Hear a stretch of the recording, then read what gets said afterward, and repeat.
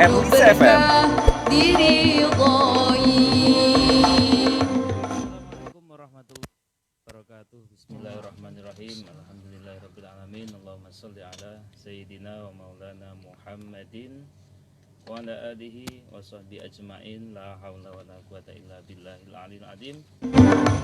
Rabbi shrah li sadri wa yassir li amri wahlul 'uqdatam min lisani yafqahu qawli. Amin. Amma ba'd. Halo sahabat Erlisa yang berbahagia, yang dirahmati oleh Allah Subhanahu wa taala. Berjumpa bersama Migdad Sa'roni di Pesona Erlisa di 94,7 FM, Radio Erlisa, radio asli. Dan pada sore hari ini sahabat Erlisa, seperti biasa, Migdad Sa'roni akan menemani sahabat Erlisa untuk bersama-sama kita nanti sholawatan sahabat Erlisa ya.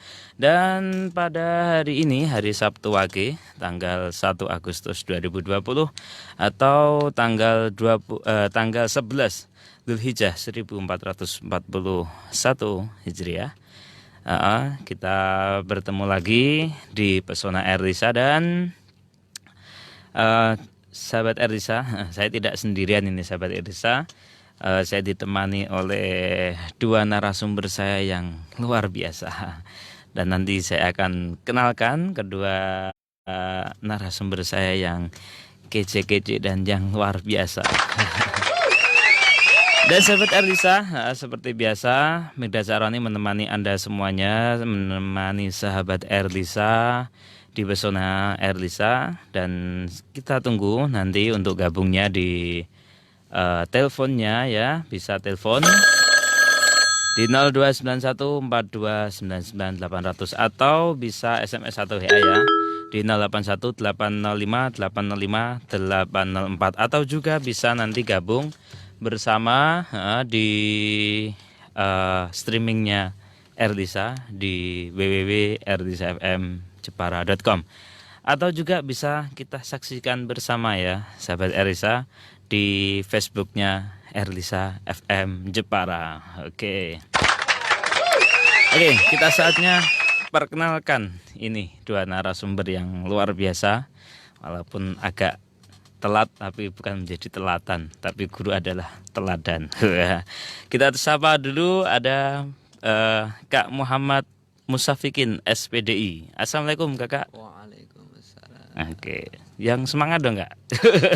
Jauh ya dari Semarang ini ya. Ya lumayan. Ya. 2 jam lah. Alhamdulillah, guru PNS dari SMK Negeri 4 Kota Semarang, betul ya Kak ya? Ya, betul Oke. sekali. Dan narasumber kedua, nah ini lebih keren lagi nih.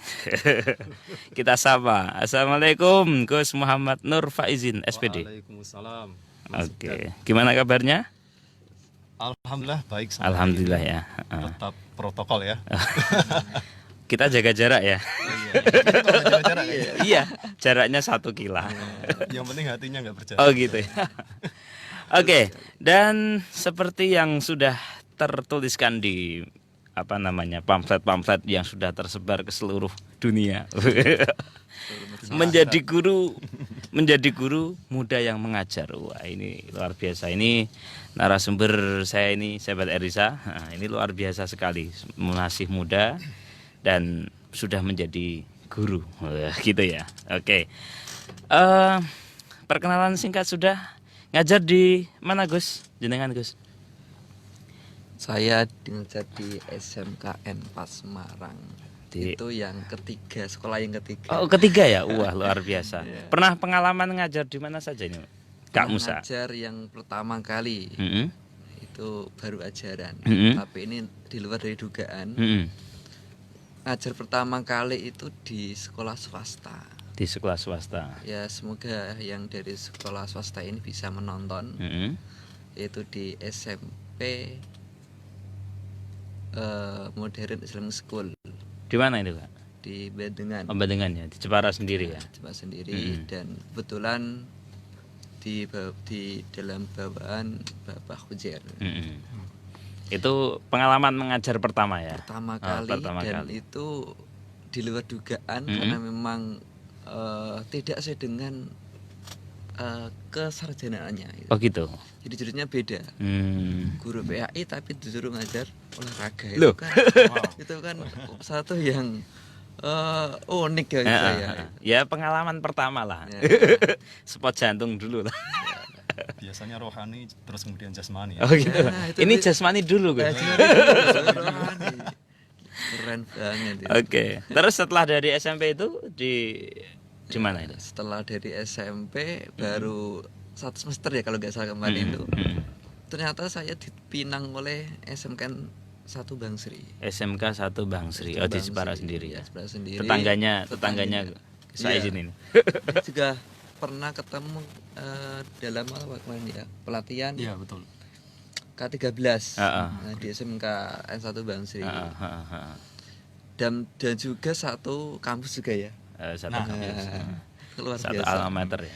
Jadi dekat Heeh. Dekat di hati Dekat juga di ya. hati. Walaupun jauh di mata. Sama-sama Jepara. sama Jepara. Walaupun sekarang domisili di Semarang ya kan. Iya. Heeh. Oke, kalau Gus Faizin gimana? Pengalaman mengajar. Nah, ini kan kabar-kabarnya pernah sampai ke Eropa atau mana ini? Waduh, wah itu kayaknya terlalu berlebihan ya. Eropa mungkin Jerman tepatnya ya. Oh iya. Kauman. Oh iya. Belakang Rumah Mas. saya, betul, ada itu. Heeh. Oke, pengalaman mengajar sebelum di SMK Fadlun Hafiz Bang Sri di mana saja? Sebetulnya saya berangkat dari menjadi guru ekstra Heeh. yang dulu pernah di SMA Bang Sri. Terus juga kami pas ketika kuliah juga sempat membuat kegiatan-kegiatan yang sifatnya go to school sama kawan-kawan sama tim. Ya tentunya nggak lain yang nggak bukan untuk memperkenalkan bahasa Inggris yang fun. Oh seperti gitu ya. itu.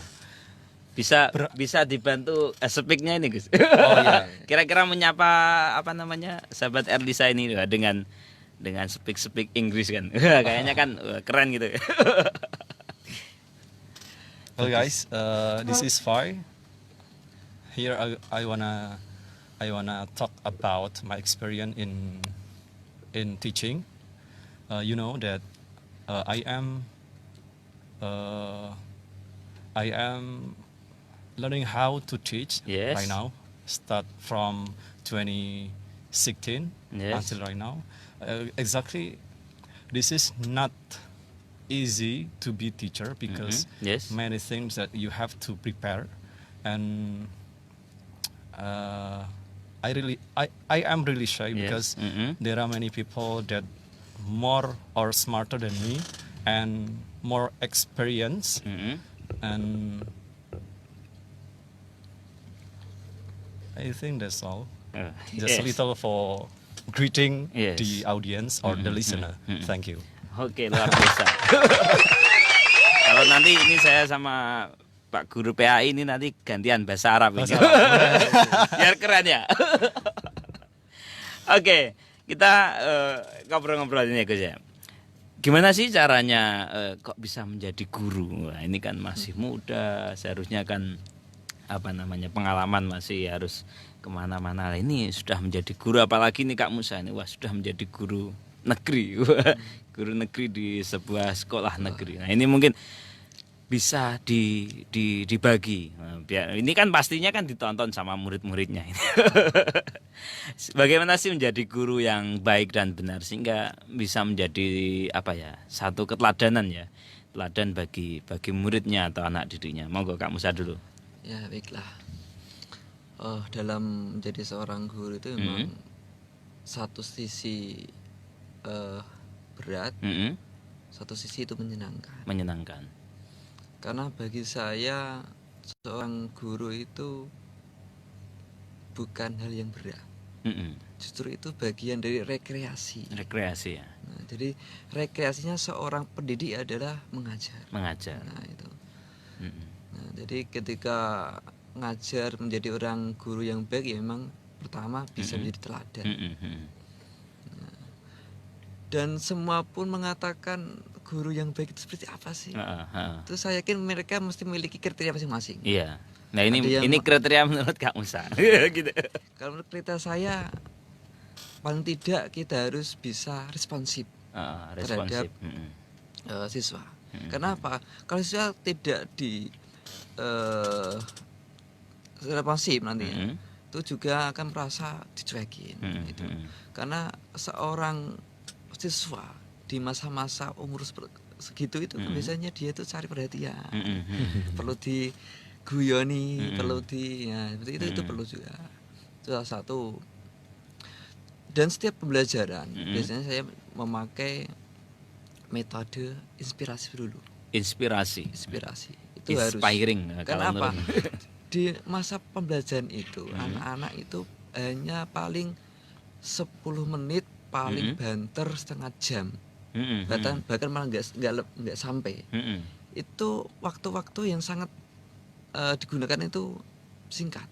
Apalagi kalau mapel PAI itu di waktu-waktu yang sudah agak nggak kondusif. Oh gitu ya. Misalkan siang hari siang hari atau di jam terakhir itu luar biasa, itu memang perlu kesabaran. Tapi ketika masuk di pelajaran yang pertama, kedua itu lumayan bisa memberikan masukan yang luar biasa karena pada saat itu dia masih fresh. Nah, pada saat fresh itulah kita mencoba untuk berikan inspirasi. Itu salah satu menjadi guru yang baik seperti itu, responsif dan menginspirasi. Oke, kalau menurut Gus Faizin sendiri ini menjadi guru yang baik dan benar jika bisa menjadi teladan ya bagi murid-muridnya. Bagaimana ini, Gus? Jadi untuk saya pribadi sampai hari ini pun sebetulnya masih belajar untuk menjadi yang baik dan benar itu sendiri karena untuk menjadi teladan itu memang betul-betul harus teruji dari materi itu, bagaimana anak itu betul-betul paham, betul-betul terserap, dan tentunya tidak hanya kita sodorkan materi itu, tapi juga dengan adanya metode-metode, dengan adanya yang namanya ice breaking kalau perlu untuk menengahi suasana yang awalnya mungkin serius, sehingga kemudian pecah seperti itu. Soalnya hubungan antara guru ketika mengajar itu tidak bagaimana langsung ke materinya, tapi kita harus menyesuaikan frekuensi antara guru sama murid itu sudah klik apa belum seperti itu. Jadi memang kalau saya pribadi kalau di kelas itu selalu ada semacam kesepakatan dan kesepakatan itu saya lakukan dengan anak-anak dengan mungkin yel-yel atau mungkin dengan semacam cek semangat yang seperti apa seperti itu. Dan itu bisa dilakukan di awal atau mungkin di tengah atau mungkin nanti setiap ambil mau penutupan dan lain sebagainya seperti itu. Karena guru itu yang mungkin menjadikan guru itu kesannya terlalu flat, dia itu datar, itu mungkin tidak adanya semacam prinsip. Misalnya gini, kalau saya pernah didhawuhi oleh guru saya, pokoknya kalau ngajar itu jangan formani. Formal, bukan formal ya? Formani. Oh, formani. Bukan formalin, bukan formal. Tapi jangan formani, tapi for joy. Jadi bagaimana mengajar itu teaching for joy, untuk semacam kenyamanan di dalam mengajarkan ke anak-anak. Karena berawal dari meja bangku sekolah, dari sekolah itu sendirilah generasi yang beragam itu bermunculan. Sehingga menjadi guru ini harus bisa berperan segala peran gitu loh. Berperan jadi serta di dalam kelas itu kan guru harus jadi polisi, bisa jadi ibu, bisa jadi presiden, bisa jadi orang tua, bisa jadi teman dan lain sebagainya. Jadi nilai-nilai itu harus kita tanamkan terlepas dari materinya seperti itu. Biar kelasnya itu terkesan menarik, lentur, dan anak-anak akan merindukan suasana kelas. Apalagi gurunya seperti itu. Oke, itu ya. Terus selanjutnya ini tadi kan disampaikan di dalam ruangan itu apa ya? Kalau saya menyimpulkan tadi kalau Kak Musa itu kan lebih ke inspirasi, ya kan? Selanjutnya lebih ke fun ya, lebih santai, enjoy. Berarti menjadikan di kelas itu apa ya istilahnya? Nggak medeni ya, menyeramkan gitu. Apalagi kalau bahasa Inggris. Oh gitu. Itu kan cara bicaranya udah 180 derajat beda dengan kita yang notabene-nya Jawa. Apalagi yang sudah tidak mau, waduh bahasa Inggris kopo kan gitu. Itu pasti gitu. banyak yang apa ya Gus ya? Atau gimana ya? Kalau dulu tuh wah bahasa Inggris tuh wis manggon buri turun. Oke, itu. Terus selanjutnya ini berkaitan dengan materi. Biasanya kan kalau penyampaian materi ini bisa apa ya? Kalau istilahnya bisa merasuk ke dalam murid ini, apakah sebelumnya ini apa ya istilahnya? Dikelola dulu. Kalau dulu apa namanya guru itu bisa pintar karena dia baca dulu. karena yang punya buku itu kan apa namanya gurunya. Nah ini gimana? Nah ini monggo Kak Musa ini bisa apakah ini dikelola dulu atau wis pokoknya apa anaknya disampaikan. Monggo. Salah satu cara supaya materi tetap bisa materi yang ada dalam buku disampaikan. Karena kita akan membutuhkan waktu yang cukup lama, tenaga yang cukup kuat. Paling tidak sebelum masuk ke materi, paling tidak kita sudah bahasanya cara bahasa saya itu mancing dulu. Mancing ya. Dipancing dulu dengan motivasi. Ya, motivasi dan inspirasi tadi ya. Dan materi itu juga harus disangkut pautkan dengan kehidupan sehari-hari. Atau mungkin dengan alam. Itu bisa kita seperti itu. Kita sudah bisa merasuk ke situ. Kita coba untuk memasukkan materi yang ada dalam pembelajaran itu. Tidak harus semuanya, yang penting dia paham apa maksudnya yang disampaikan itu apa. Nah itu yang paling penting. Kadang banyak orang mengatakan materi gini-gini sampai menyampaikan sampai selesai tapi murid tidak paham. Karena kalau PA itu lebih ke praktek daripada teori. Karena kalau hanya teori bisa jadi dia malah prakteknya nggak bisa. Berarti dia praktek bisa, teorinya nanti bisa usul. Itu paling penting. Apalagi kalau di dunianya SMK itu juga dilema juga ya. Karena masih banyak orang yang belum bisa baca Quran itu. Gitu ya. Di kota. Di kota. Oh iya, kalau di Semarang sendiri gimana ini anak muridnya ini? Ini juga kendala yang juga luar biasa. Tapi saya coba untuk melatih. Siapa saja siswa yang memang benar-benar pengen mau baca Quran bisa privat setiap hari. Paling tidak saya tiap Jumat itu mengadakan semacam kajian Quran. Nah, itu untuk semua siswa yang memang pengen itu, tapi sebelum pembelajaran dimulai. Itu salah satu untuk menjembatani mereka supaya terbiasa untuk kenal dengan Al-Quran.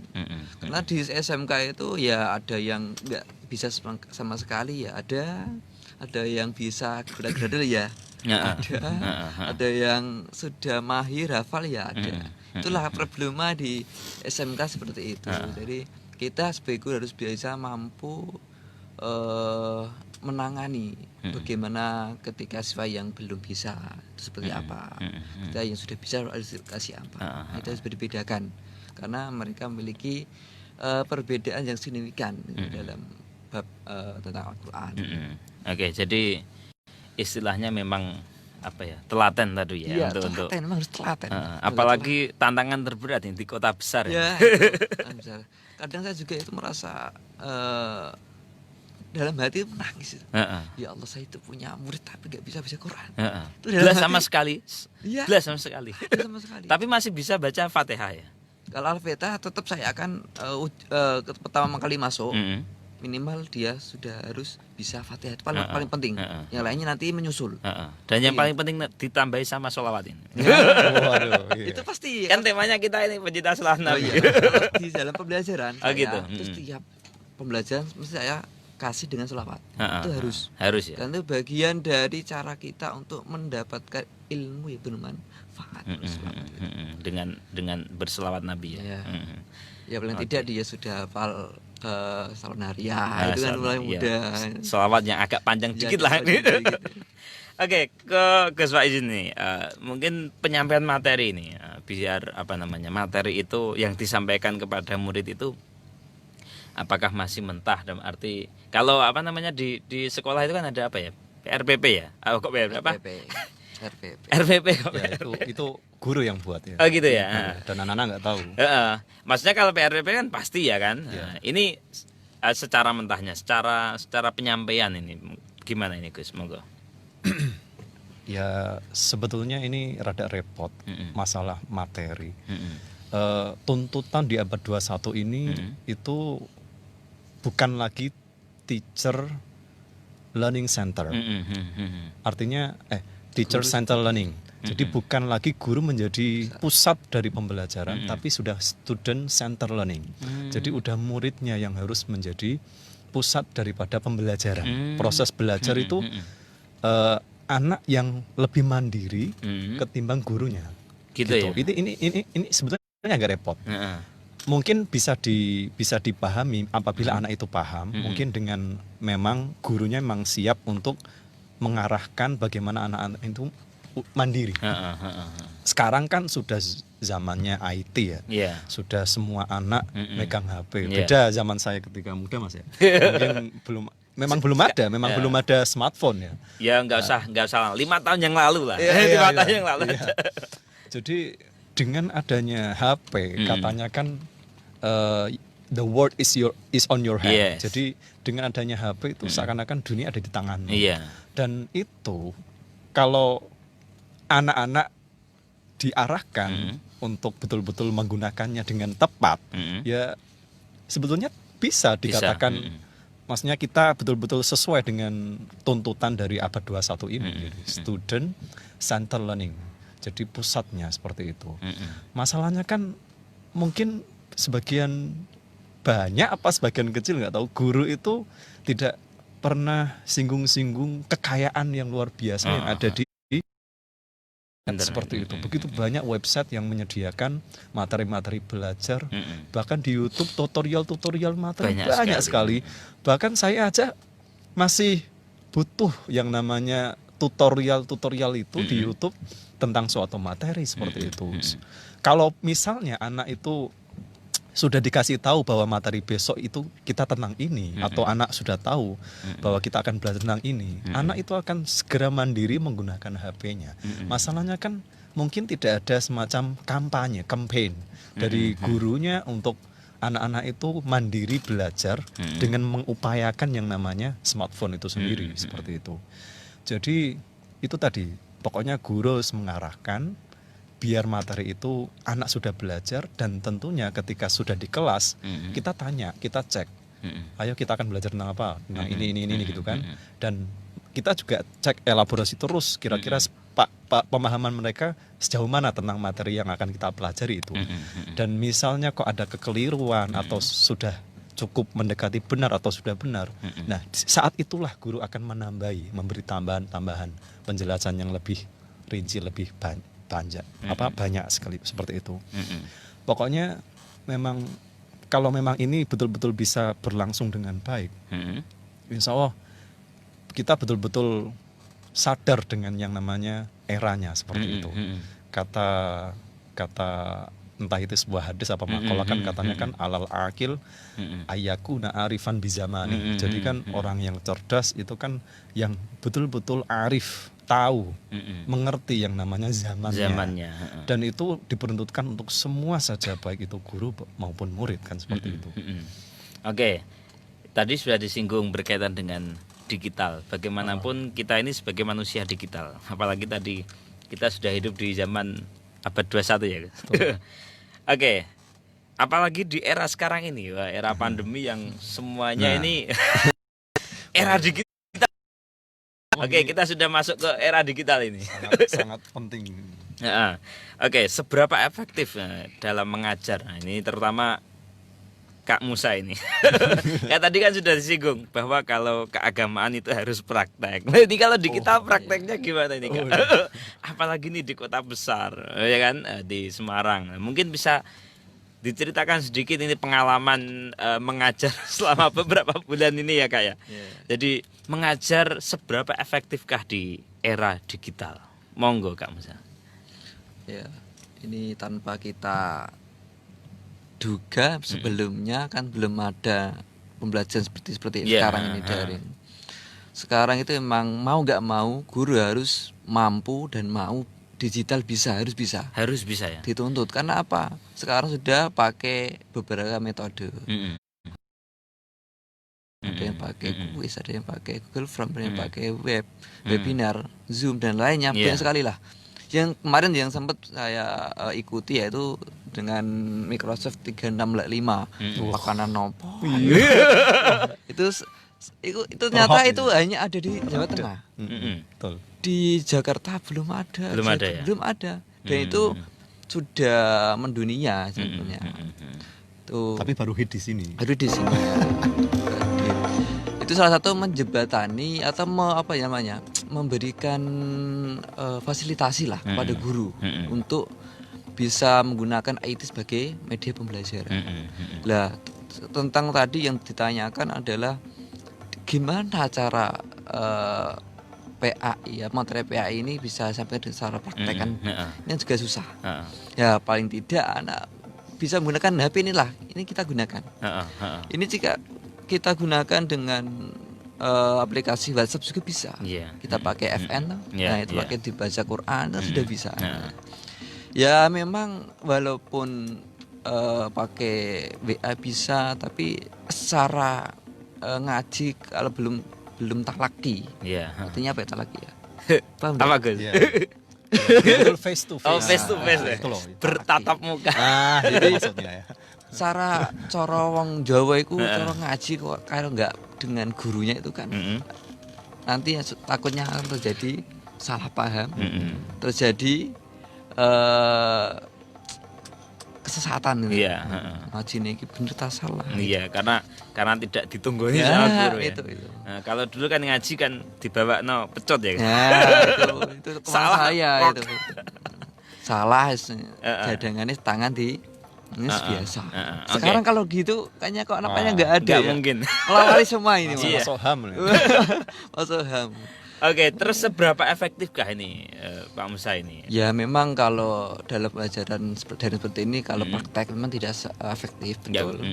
Paling tidak materi selama pandemi ini banyak praktek. Gitu. Tapi hanya materi yang bersifatnya teori bisa dimasukkan dulu. Nanti prakteknya ketika sudah normal, baru kita masukkan di situ. Praktek terus gitu ya. Berarti semester depan ini Pak, ini praktek terus ini Pak. Itu tidak hanya di agama, di produktif juga sama. Semua di materi di awal itu teori semua, tapi ketika setelah normal baru praktek semua. Seperti itu. Ke Gus Pak Ezin ini, ini bahasa Inggris. Bahasa Inggris juga nih. Apalagi apa ya, pelajaran UN ya.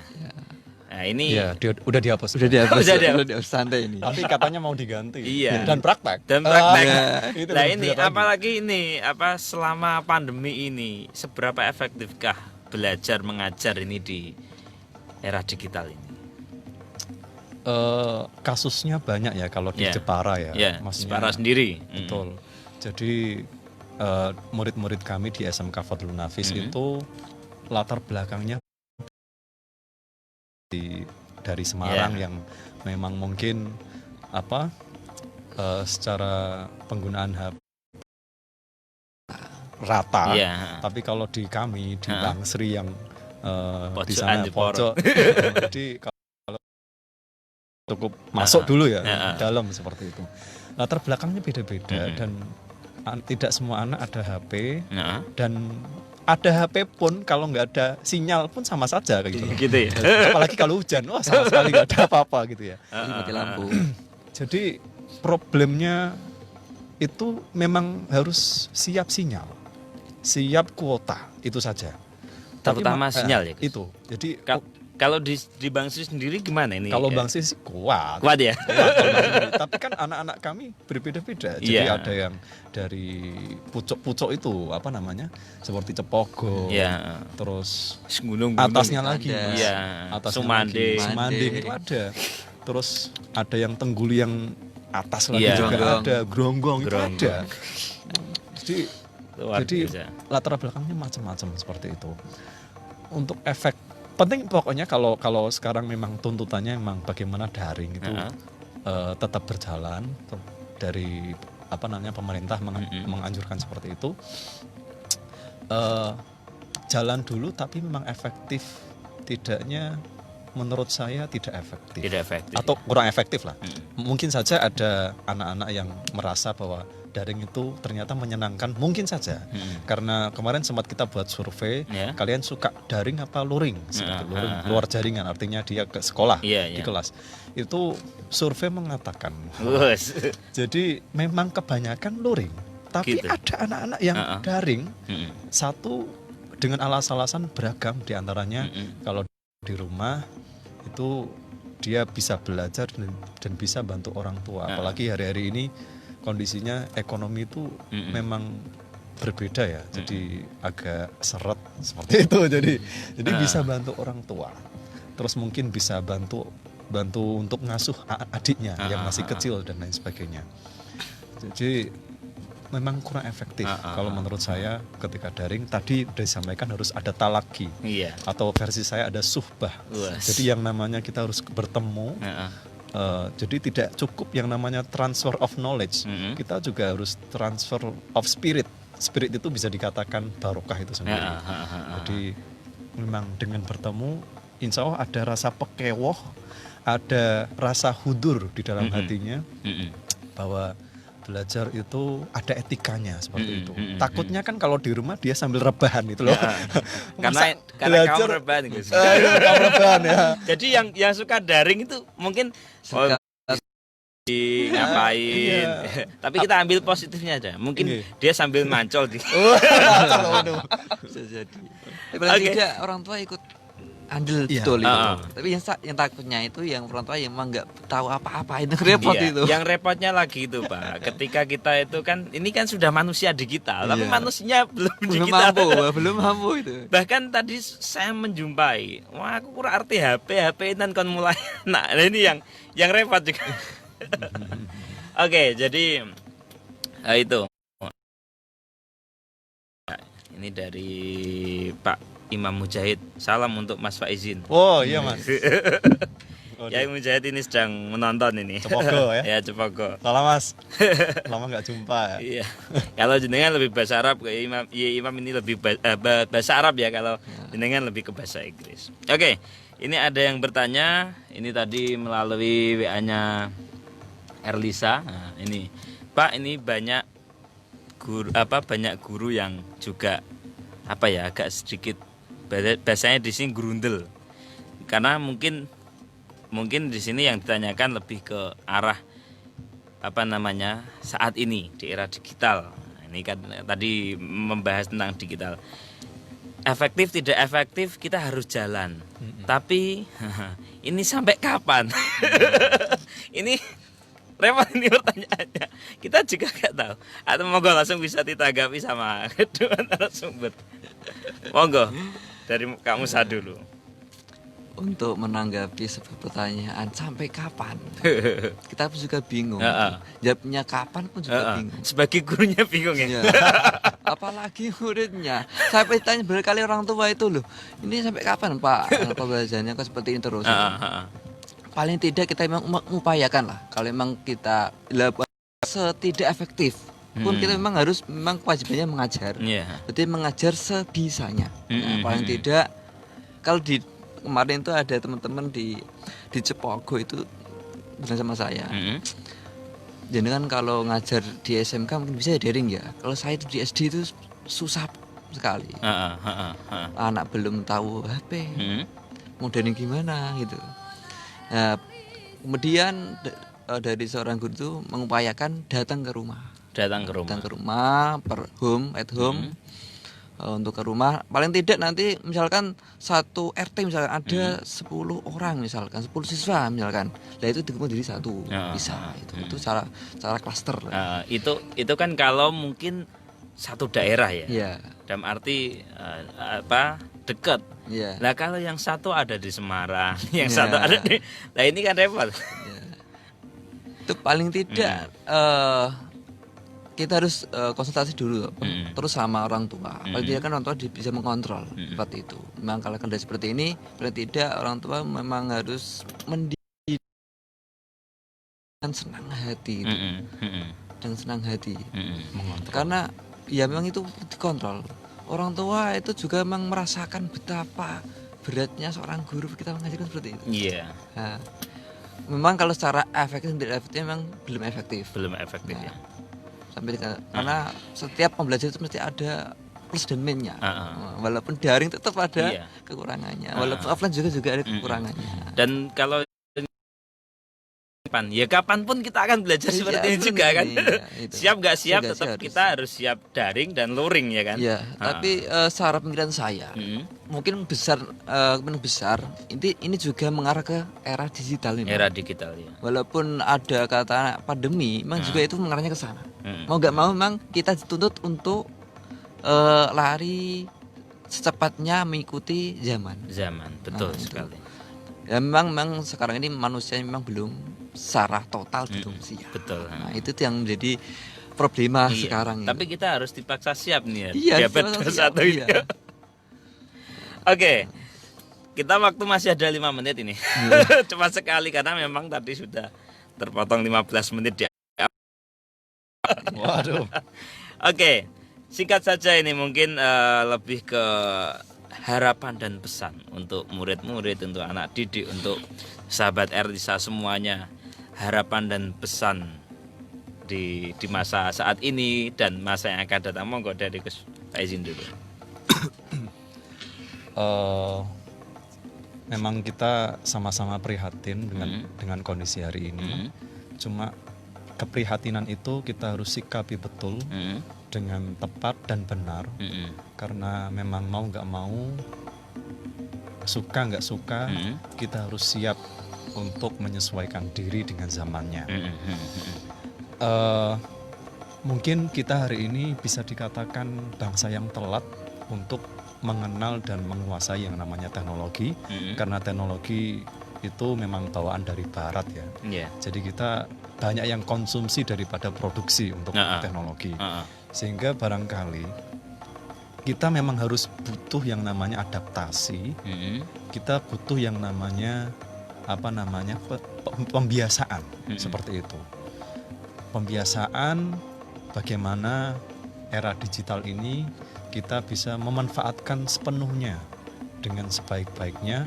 Karena dengar-dengar katanya nanti kalau sudah nggak ada kertas karena pasokan bahan bakunya itu kata-katanya kok nanti habis ya. Nanti ada waktu di mana kita nggak akan menemukan kertas lagi seperti itu ya. Mungkin kembali ke zaman nggak tahu ya, karena ada teknologi jadi nanti bisa jadi semuanya adalah teknologi seperti itu. Harus digital, didigitalisasi seperti itu.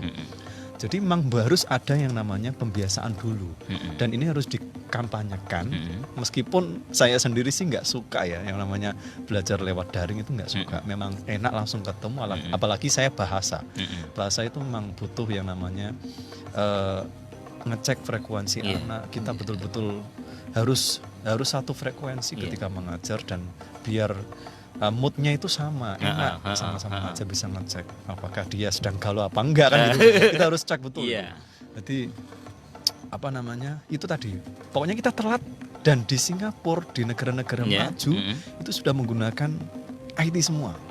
Di Jepang apalagi itu kan. Jadi laptop itu sudah seperti buku dirak-rakkan di kelas, dan tidak ada seperti kita kekhawatiran untuk hilang, itu nggak ada. Jadi laptop dirak-rak seperti itu, kelihatan kayak buku. Dan semuanya itu mereka IT. Itu tadi, memang kita harus menyesuaikan diri. Memang kita harus melek, bahasanya itu literate. Kita harus melek dengan zamannya, biar kita tidak gaptek, dan kita tidak hanya menggunakan HP. Terutama sekarang kan game itu kan sudah menjadi apalagi sejak presiden meresmikan menjadi game yang di e-sport itu sendiri. Ini repot. Jadi seakan-akan membuat anak-anak itu kayak terpacu untuk juga ikut bisa game itu. Sebetulnya nggak apa-apa, main game nggak masalah. Tapi kalau game itu kemudian membuat anak lupa dengan belajar, dengan sekolah, ini repot. Seakan-akan e-sport lebih utama, lebih bagus daripada yang belajar dan lain sebagainya. Ini repot. Karena belajar lewat HP kan gitu. Jadi wah ini pasti disami Facebookan, anan. Wah jadi pokoknya nyambi sembarang kali. Jadi harus pembiasaan untuk tidak salah paham dan tidak paham yang salah tentang digital ini dengan tepat lah. Oke. Sekian. Dari Kak Musa sendiri, mungkin pesan dan harapan untuk anak-anak didiknya yang mungkin sekarang ditonton di Semarang Nana. Monggo. Untuk pesan dan harapan saya sebagai guru memang tidak muluk-muluk ya. Karena ini untuk semuanya saja lah. Baik itu sebagai guru, sebagai siswa, sebagai pekerja. Paling tidak kalau sebagai guru, walaupun kita merasa belum mampu untuk mengajar, kita harus ingat itu ada makalah mengatakan balighu walau ayatan. Balighu anni walau ayatan. Ya, balighu anni walau ayatan. Sampaikanlah walaupun itu hanya satu ayat. Itu sampaikan enggak apa-apa. Nah, itu salah satu cara kita untuk mengasah kita dalam mengajar. Dulu saya juga seperti itu. Ya awalnya emang takut salah, tapi memang itu perlu proses. Ya, karena kalau kita sudah sering mengajar, kita tahu bagaimana cara mengatasi hal seperti ini. Kita akan terus berpacu pada diri kita untuk berkembang. Nah, yang kedua, bagi siswa tetap terus belajar sampai hayat. Jadi walaupun sudah tua besoknya kita tetap belajar. Karena apa? Itu sudah menjadi sunnah Rasul. Kita disuruh untuk belajar terus sampai yaumil qiyamah. Nah, ilal mati ilalah. La ilal mati. Waduh, apa sih ngomong ya? Enggak apa-apa. Bagus itu. Karena memang belajar itu seperti itu, long life. Iya, long life education. Wah, ini saya bisa bahasa Inggris, Guys. Kayaknya tertular. Karena kita tidak tahu belajarnya besok kita menjadi apa, tidak tahu. Penting kita belajar terus, itu anjuran seperti itu anjurannya, belajar terus walaupun nanti besok tak jadi apa tidak tahu, kita penting belajar. Saya pun juga seperti itu, dulunya seperti itu. Seperti yang belajar terus itu. Entah jadi sekarang jadi PNS misalkan. Itu kan di luar dugaan. Itu cara bahasanya mungkin orang. baru kayak bonus lah itu. Bonusnya baru kayak ngajar apa olahraga itu tadi. Ya, mungkin seperti itu ya. Wawalam lah itu karena takdir yang tidak bisa kita targetkan gitu. Enggak. Oke. Itu paling. Dan tidak seperti itu. Kita harus saling belajar terus sampai kita meninggal. Baru selesai belajarnya. Sampai kapanpun. Dan termasuk saya menyimpulkan menjadi guru dan mengajar sampai kapanpun. Walaupun daring maupun luring tetap akan mengajar. Seperti itu Gus Faizin? Iya dong. Oke, dan kita tinggal waktunya habis ini. Dan kami ucapkan terima kasih kepada Gus Faizin dan juga Kak Musa yang udah jauh-jauh dari Semarang dan yang Gus Faizin dari Bang Sri. Dan terima kasih dan jangan kapok. Untuk kapan-kapan kita undang lagi di Pesona Erlisa. Oke, dan demikianlah sahabat Erlisa semuanya, di Pesona Erlisa edisi Sabtu Wage di tanggal 1 Agustus, dan insya Allah kita di setiap hari Sabtu mulai dari jam 3 sampai jam 5 sore kita nanti akan sholawatan di Radio Erlisa, radio aslinya Jepara menuju globalisasi dan tetap religius. Dan sahabat Erlisa semuanya, kita pada sore hari ini Mida Sarani mohon undur diri dan mohon pamit. Tetap konsentrasi, raih prestasi, jangan sia-siakan waktu supaya kita tidak merugi. Wallahul muwaffiq ila aqwamit thoriq. Wassalamualaikum warahmatullahi wabarakatuh. Erlisa FM.